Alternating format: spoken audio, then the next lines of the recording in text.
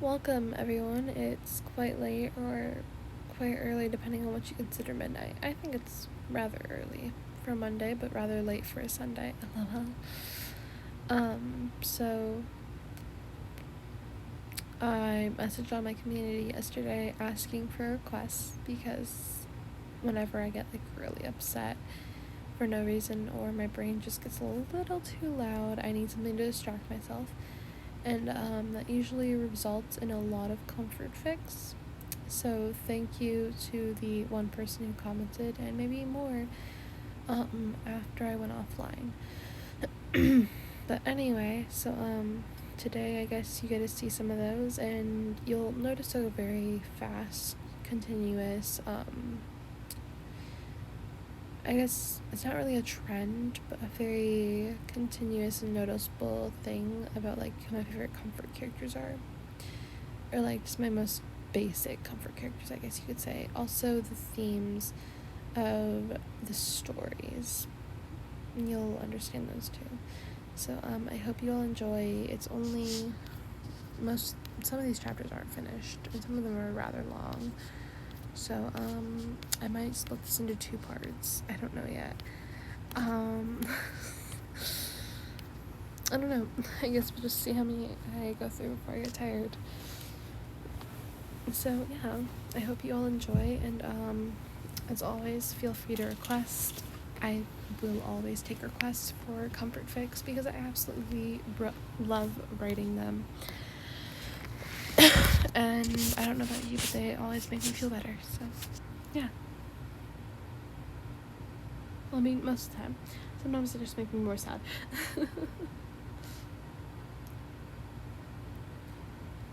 Chapter 1, Denki. So, disclaimer, I only got 3 hours of sleep, so I'm sorry if this is crap. It's 4:37 a.m. too early. This one was written well over a year ago, so yeah, I just haven't bothered to go back through and fix it. Plus, I think it has a pretty good storyline, so don't fix what's not broke, right? So the most common theme within these stories is nightmares, crying, sobbing, panic or anxiety attacks, forgetting to take meds, that kind of thing. So, yeah. And most of these are based on my real life. But don't tell nobody I told you that, because yeah, it would just kind of mess up everybody's lives. But if you can relate with them, awesome. That's kind of what I'm going for. Alright, so first one's about a nightmare. You jolted up at the start, covered in sweat. Flashbacks of that day ran around in your head. You pulled your knees to your chest, wrapping your arms around them. You pulled out your phone, the light of the screen illuminating your dorm room. You found the contact you were looking for and opened a text. Hey, you messaged. Almost immediately, there was a response. Hey, my little sunshine nugget. What are you doing up so early? Denki responded. You messaged, not sure how to tell him about your past, as it wasn't a common topic on the agenda, which you always changed talking about the other person to avoid even beginning that discussion. Hold on, we're gonna see if we can fix this because it looks really awkward. There we go. I had a nightmare, you messaged finally. Be there in 5, Denki texted back. You felt your cheeks grow warm. You rubbed at your eyes sleepily.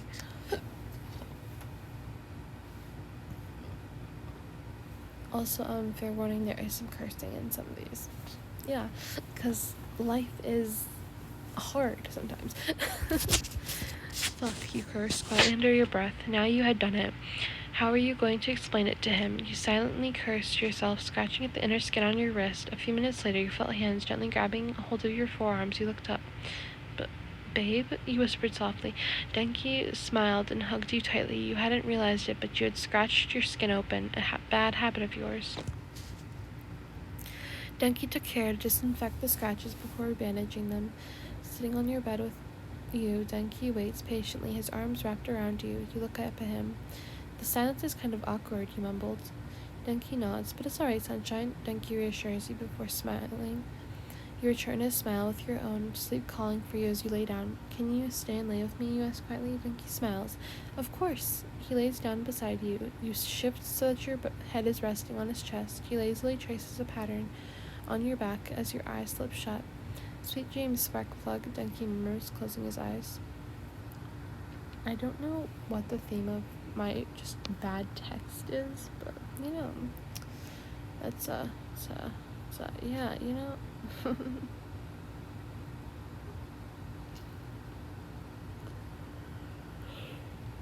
it's not really a vibe, but it feels like my life sometimes. This next one does refer to having issues at home and being abused. And just so you all know, I am perfectly fine at home. This one isn't one that relates to my actual life. Chapter 2, Deadzawa. You had been having trouble in class lately, unable to focus as you rested your head on your arms, which were sitting on your desk. Mr. Aizawa noticed. Problem child, he called. See me after class. You nodded grimly and rested your head back on your arms. At the end of class, you waited until all of your classmates had left the room. You went up to the front of the classroom and slid into the desk in the front row. Mr. Aizawa walked over and locked the door, turning to you, your eyes widened with fear. It's just so no one disturbs us, he assured you calmly. Walking back over and taking a seat at his desk. Something's been off with you lately, problem child, he says, looking at you. I have no idea what you're talking about, you respond quietly, trying to keep the panic from rising in your voice. Mr. Aizawa sighs softly. How are things at home, he asks. You freeze. What, you stutter?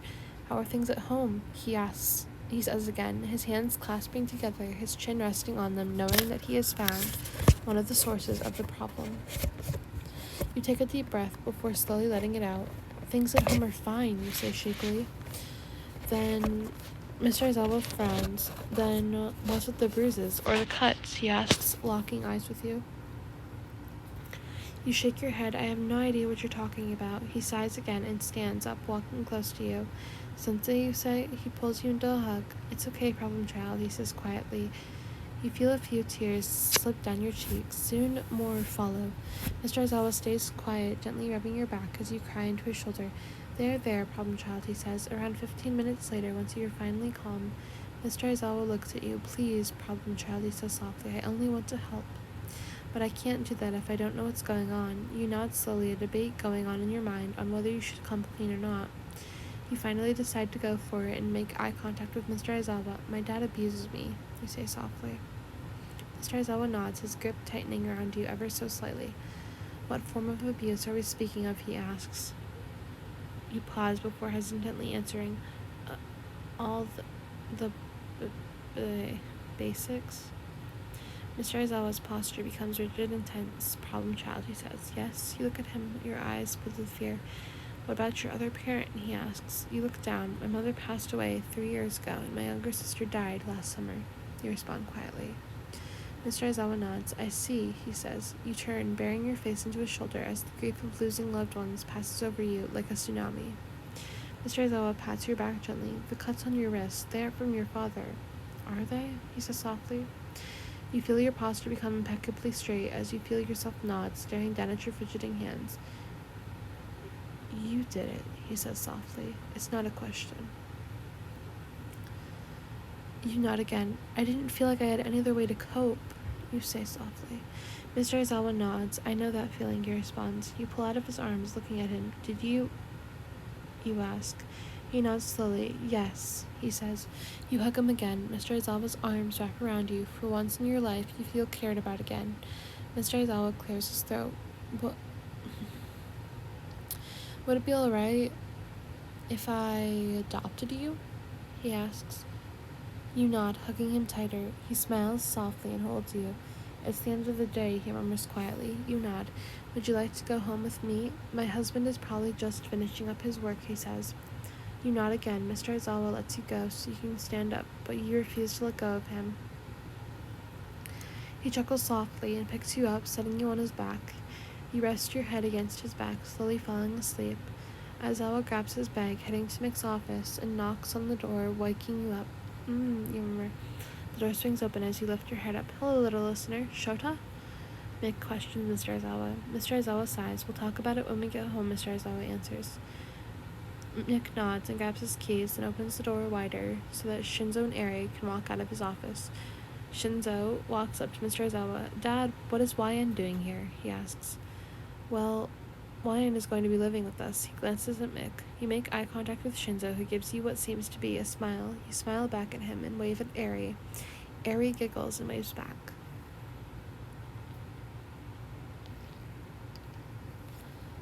I don't know all of these will be, relatable to you, but, the ones that you can relate with, I hope some of them at least, maybe just a little bit. Also, that last chapter, damn trauma. We love the traumatic main characters, right? Right. I mean, it isn't a good character without a little trauma. I mean, it can be. Just, I prefer the ones with the trauma. I'm joking. You take us serious, please. I take that for Chapter 3, Bakugo. You had been suppressing your tics all day. You were in so much pain as they finally came out one after another while you were in your dorms. Some of them made you curl up tightly which made you cry out in pain, while others made you attempt to break your neck. You cry quietly, your phone starts ringing, making your tics become worse. You quickly grab your phone, seeing it was an incoming call from your lover. Oh yeah, another quick note is that most of these characters will be referred to as boyfriend, girlfriend, lover, whatever it may be for you, because it's just, they are my comfort characters, but they are also, my simp interests, so, yeah. It gets complicated. Because sometimes it's like, oh my god, they're my comfort character, and the other times I'm like, oh my god, this guy's so hot. It's a problem, but I don't talk about, yeah. You answer, but turn off your camera so your lover can't see your tears. He hears the movement, and your soft whimpers as your tics make you throw your limbs every which way. He quickly hangs up. A few minutes later, your dorm room door opens, and your lover walks in, quietly closing the door behind himself. He claps his hands twice, turning off the main light, and switches on your fairy lights strung up on the walls throughout your dorm. You had a sensitivity to light and mostly kept your main lights dimmed or off. He walked into your bedroom and shut the curtains. He then handed you your medication along with a glass of water. You took it, and your crying slowed slightly. It's okay, teddy bear, Bakugo says quietly, wrapping a blanket around your shoulders as you curl into him. Bakugo sits down on the bed beside you, pulling you into his arms as he picks up your phone, unlocking it and finding the right playlist to help calm you down. He projects the playlist onto your TV and sets your phone down on your nightstand. You cuddle into his chest, feeling drowsy from your meds, and Bakugo gently kisses the top of your head. I love you, teddy bear, he says, switching positions so that you're both laying down with your head resting on his chest. I love you too, baby, you say softly, closing your eyes, your body relaxing as you inhale the familiar scent of your lover. Bakugo wraps his arms around you, holding you close. You smile softly as you drift off.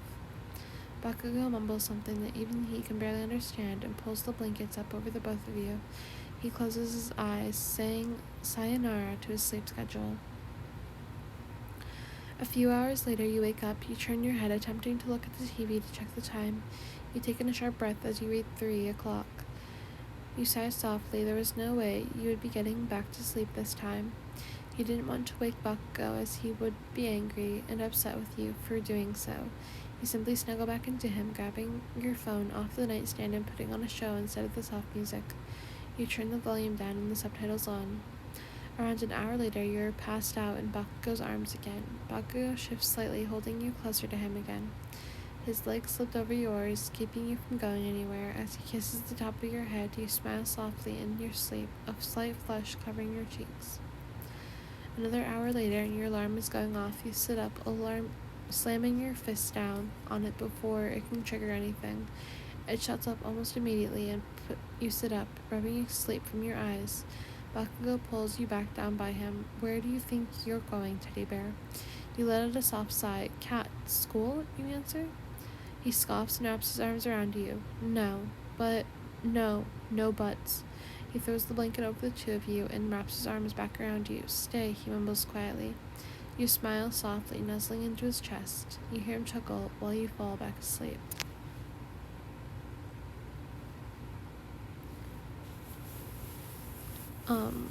I will say that was the day that, my mom's never really noticed my tics, or, when they're really bad.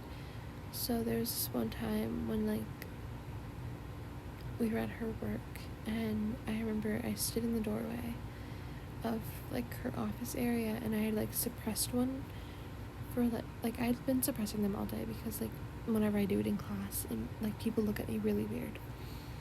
So I had, suppressed them all day, it was so bad. And I had went out to, the more hangout area at her work, and I had, sat down in my neck, tried to break itself, and it hurt so bad. I literally started crying.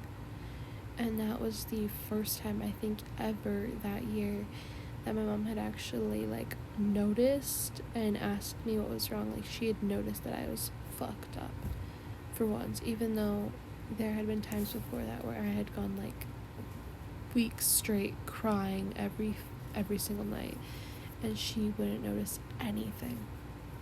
So yeah, that's on bottling up your emotions. Don't do that, kids. Anyway, Chapter 4, Kirishima. You laid on your bed trying to get your mind to stop working so hard, while your darker thoughts roamed freely within your head. You sat up a bit as you heard the door open from the outer common room, but shrugged it off and laid back down, burrowing deeper under the covers. I feel like I skipped a line. I'm just gonna restart because I feel like I skipped a line somewhere. And it just Okay, Chapter 4, Kirishima. You laid on your bed, trying to get your mind to stop working so hard, while darker thoughts roamed freely within your head. Oh, I hate how it rhymes. It's annoying. Anyway, you sat up a bit as you heard the door open from the outer common room, but shrugged it off and laid back down, burrowing deeper under the covers. Tears slipped down your cheeks, running over past streaks. The rhymes, though. I hate rhyming. I'm sorry, y'all. I hate rhyming. Pebble, you heard a soft voice. You sat up quickly, wiping away your tears as you tried to put on a brave face. Hey, Sharky, how long have you been standing there? You say. Your voice trembles slightly, and you internally curse at yourself. Kirishima steps into the room, rushing over to you, pulling you into his arms. Long enough to know you're faking your smile. Kirishima whispers softly. You feel your smile melt away as unshed tears fill your eyes. He hugs you, holding you close and whispering reassuring words into your ears. More tears line your cheeks, and soon enough you're a sobbing mess. Kiri holds you all the while, trying to comfort you. A while later, once you're calm, Kiri puts on a movie, and the two of you cuddle and watch it. You feel sleep knocking at your door as your eyes slip shut. You snuggle into Kiri's chest further before falling asleep. Kirishima smiles softly and kisses your forehead. Good night, Pebble, he whispers. Hours later, you awake with a start, jolting up, a cold sweat running down your back. You look around, trying to remind yourself that you're not there. Arms wrap themselves around you from the back, and you nuzzle into Kiri's chest involuntarily. Want to talk about it? He murmurs softly. You shake your head slightly. No, that's okay. It was only a bad dream, you whisper. Kiri nods and kisses your forehead. His grip tightens a little. You smile softly and rest your head on over his heartbeat. After a while, Kiri lays down, your head still resting over his heart. You remember a quiet I love you before your eyelids drop shut and you're out cold. Just quick warning for this next chapter, there is a little bit of a suicidal attempt-ish. I say a little bit because it's just briefly mentioned at the beginning, as you can all probably see.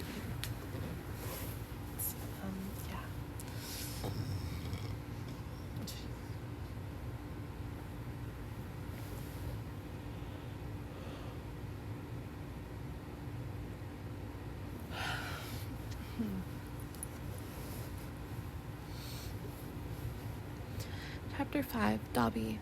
You sit on the ledge of UA, your mind fighting with itself to stay or to go. You hear the roof door slam shut with a solid thud. You don't bother turning, as you know it's probably just one of your classmates who had come up for some fresh air. You know you won't be seen by them, as you are invisible to your class. Hey, you hear a quiet voice from behind you, arms wrap around your waist as the unknown figure rests their chin on your shoulder. Dobby? You say softly. Oh yeah, this is chapter 5, Dobby, by the way. I forgot to read that part. It's fine, we don't talk about that. The figure picks you up, hugging you tightly. Never do that again, he says sternly. You nod as tears well up in your eyes.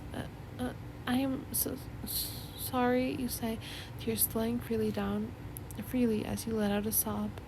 Dobby hugs you tighter. Little mouse, Dobby whispers quietly. You glance at him, your eyes puffy from your tears. He brushes his thumbs along your cheeks, wiping away the leftover tears. Please, if you ever need to talk to someone, I'm here. I promise, Dobby says softly. You nod, turning and burying your face into his chest. Can I go back with you? You ask, your voice muffled. Dobby nods. Only for tonight, little mouse, he says, picking you up.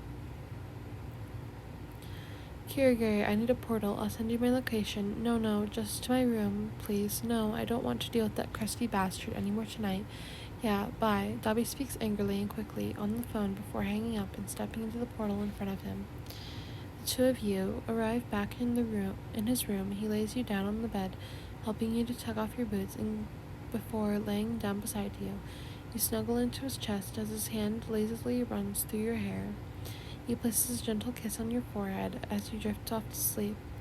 I love you, little mouse, Dobby whispers, right before you fall into his peaceful sleep.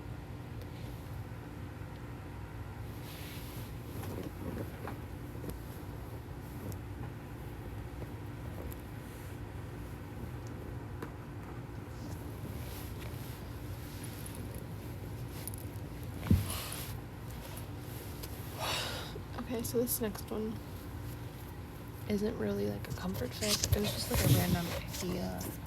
You know, it was just a random character fic, to be honest. Because, you know, I'm magical like that. I don't know. I'm like joking about everything. Because I'm sleep deprived and tired and I don't want to go to bed. And, you know, I hope you enjoy it anyway.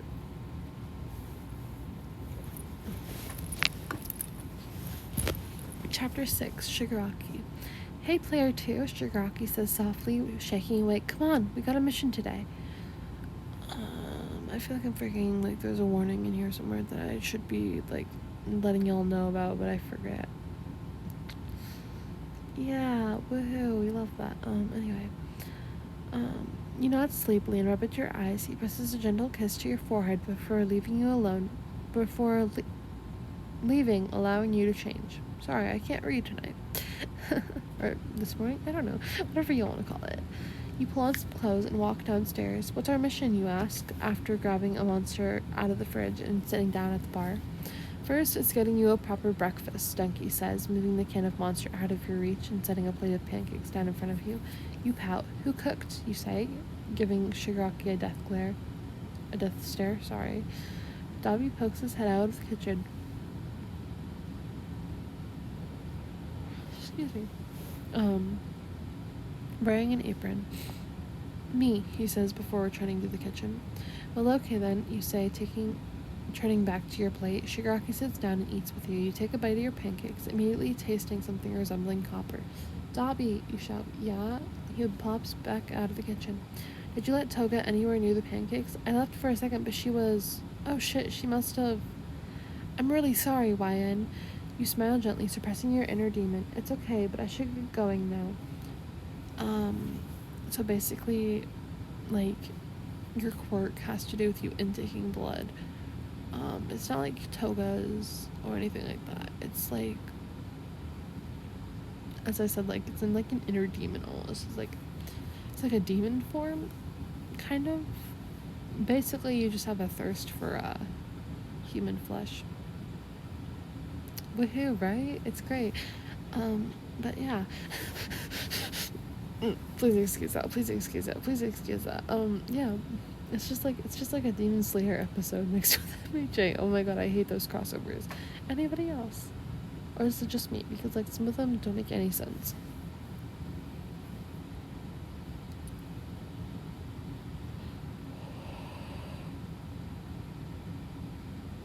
Okay. Excuse me. You dash down the stairs and into the basement. On your left is a soundproof steel room. Its padding has been removed after your last encounter. Now in its wake was a chain attached to the wall, a mattress, a blanket, and a pillow. Bubba, you say, turning to Shigaraki as he walked up to you. He placed a collar around your neck before attaching the chain to it. I'm sorry, my little Roomba, he says. He kneels down by you and gently kisses your forehead before getting up. You know what to do when you de-transform, he says his back to you. His voice shakes as he says this. You feel like a knife has gone through your heart. You nod.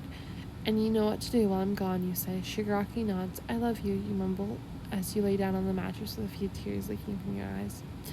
I love you too, Shigaraki whispers before shutting the door behind him.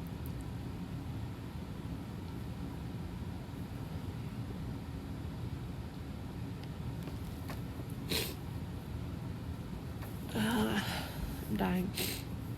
Joking. I know I shouldn't be joking, but literally. You feel your inner demon taking control and a scream or tap. Oh yeah, that's what it was. Mentions of blood, injuries, and yeah, that's all I can think of at the moment. LOL. You feel your inner demon taking control and a scream rips out of your throat as your horns and tail force themselves out from under your skin. Blood streams down your face as you cry. It blinds you. You lay still on the mattress, feeling numb. Bubba, you mumble. Come back. Please. Shigaraki was taking it just as hard as you were. He had locked himself in his room, lying on his bed, sobbing quietly. He heard a sharp knock on the door and quickly sat up, wiping at his tears. What?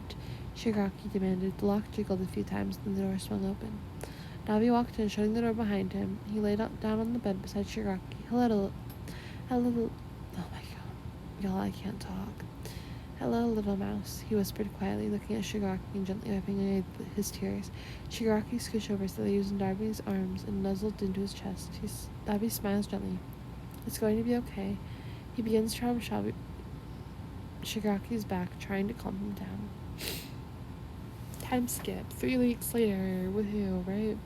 I'm joking. Anyway. You feel humanity rush back through your body as you regain feeling in your fingertips, a side effect of your quirk. The horns remove themselves from your head and your wings from your back. You tried to stand up, letting the weight settle evenly between your legs. You stumbled slightly, malnutrition and dehydration coursing through your veins. You picked the lock on the chain and took off the collar. Your neck ached with pain, but you shook it off, taking a few careful steps. Once you had regained your footing, mostly, you made your way up the stairs on the main floor. Player 2? Shigaraki mumbled restlessly. Dabi watched Shigaraki, who was tossing and turning in his sleep. Shigaraki hadn't been able to sleep much since you had changed into your form. Dabi looks up as the door creaks open. You walk into the room just in a hoodie that reaches to your knees. Shigaraki's hoodie. You nodded to Dabi, who returned your nod with a small smile. Dabi gets up and exits the room, shutting the door behind him. You walk over to the bed, lying down beside Shigaraki and taking your rightful place in his arms. Shigaraki's eyes flutter as he feels your arms wrap around him. He makes eye contact with you as he mumbles, My little Roomba? You nod as he places a kiss on your forehead. I've missed you, you mumble, snuggling into his arms. Me too, he says, running his fingers through your hair. You take in the sight of the bags under his eyes. You should rest, he says, closing your eyes. Shigaraki nods and does the same. Sweet dreams, player 2. Alright, so I think this is going to be the last chapter for the evening. I hope you'll enjoy it. Also at the end of this chapter, there is major character death. Woohoo, we love that, right? I'm joking. Don't take that seriously. But, yeah, there's major character death. There might be a couple mentions of blood. I don't remember. This is like a villain attack kind of thing. It's like you're being hunted down by villains. Like you and your boyfriend. So, yeah, Chapter 7, Shinzo. You walk into the living room, plopping down on the couch with a solid thunk. The house was empty as your boyfriend was out on patrol. You sigh and flip through the channels on the TV. After finding nothing interesting on, you let your eyes slip shut as you sit back, listening to the nothing that surrounds you. If you focused enough, you could hear the faint screams of the villain attack in the distance. You hated having enhanced hearing, but not even your boyfriend knew about it. The door swung open as your eyes shut open, and you sat up, your back becoming as straight as a board. Kitten, you took in the sight of your boyfriend. He had a few shallow cuts dotting his cheekbones, and one of his sleeves was missing, exposing his arm and a shallow gash oozing blood. You quickly got up and rushed over to him. What the hell happened? You cried. Attack. Shinzo answered. The villain's attack. Did this? You questioned. Shinzo shook his head. Hero, he responded. What? The blood drained from your face as your body swayed. Whoa, Shinzo cried, steadying you. You gripped on his still sleeved arm tightly. I always knew they were corrupt, you mumbled, rushing to grab the first aid kit. Oh yeah, that's right. This is like the corrupted hero story. My bad. LOL. You sat Shinzo down on the couch, tending to his arm first, dropping his armrest after you disinfected it. You heard the sharp click of metal from upstairs and froze. Your eyes must have shown fear because Shinzo gently shifted your face towards his so he could make eye contact. Hey, he said. What's going on? You look like you just saw a ghost. You shook your head. We need to leave now, you yelled, grabbing Shinzo's still-sleeved arm. You dragged him out of the house, traveling down the stone path in the backyard and the thicker wood that crowded in your backyard. You and Shinzo raced through it, branches scraping the exposed skin on your arms, legs, and face. Once you were 2 miles from your home, you and Shinzo slid to a walk. I had a plan in place in case something like this happened, you murmured, looking around for one specific stone. Once you found the stone, you raced towards it, lifting it up. You found a map on the underside of it. Here, you point at a tree on the map. We need to get there, you mumble, more to yourself than Shinzo. There's a vehicle hidden there. Shinzo nods, not really having any clue as to what's going on as you pull your jacket off, tying it around your waist. You take Shinzo's hand before pausing. You look off in the direction from which you came, where you see smoke. It's all gone, Shinzo murmurs. How did you know? He looks at you. You avert his eyes, refusing to make eye contact. Enhanced hearing, you mumble before darting off towards your next destination. Shinzo jogs to catch up with you as you sprint towards the small 6-foot clearing ahead of you. You run through the forested area, dodging trees and low-hanging branches. Once you reach the edge of the forested area before the clearing, you pause, checking for movement in the distance. Once you see nothing, you dash across the clearing quickly, diving back into the forested area on the other once you hear the sound of a bullet coming toward you. Shinzo stares at you from across the clearing, and you see fear written all over his face. You send a few quick shots towards the enemy before motioning for Shinzo to get to the other side and fast. Shinzo sprints to your side as fast as he can. The two of you continue through the forested area, scoping out the area, being much more cautious than before. 2 hours later, the two of you stop to rest. I don't mean to sound like I'm complaining, but how much longer? Shinzo questions you. You shrug. Depends on our pace. If we keep at it like we have been, we can get there in 15-20 minutes. It's only 1 more mile, you answer. Shinzo nods and takes your hand, continuing forward. You grin widely and take the lead. 10 minutes later, you and Shinzo have reached the center of the forested area. There, you cry out, pointing towards a camouflage tarp a few feet away. Babe, we made it. Shinzo turns, smiling at you before sprinting towards the covered vehicle. You pause, hearing a sound in the distance. Shinzo, get down, you scream. What? Shinzo's voice is cut off by the loud explosion. You fall to your knees, hands over your ears, screaming at the top of your lungs. The explosion leaves the remnants of a ringing in your ears. You force yourself up, your vision blurred by unshed tears. You run to Shinzo's side. Hitoshi, you scream. Hey, kid. Shinzo smiles weakly, cupping your cheeks.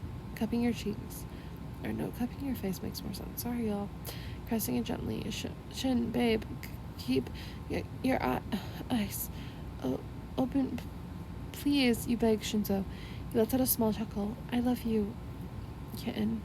Shinzo lets out his last breath, his eyes slipping shut. I'm sorry, it's just ending it on a sour note, but this video has gone on long enough, I have a feeling.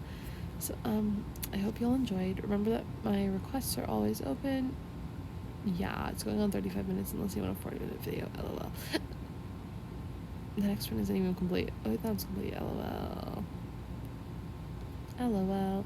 I have like half complete ones, and then I have like basic ideas of what I want to do for them. So yeah, anyway, remember that my requests are always open, and I love you all so much, and thank you so much for 2K recently. Bye.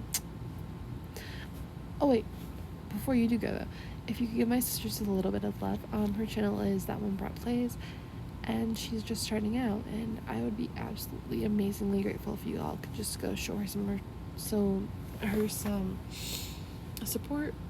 She is a huge Stranger Things and Wednesday fan. She also does Roblox obbies, and she is so much better than I am at them. So yeah, maybe show her a little bit of support. That'd be absolutely amazing. Okay, I love you so much. Bye.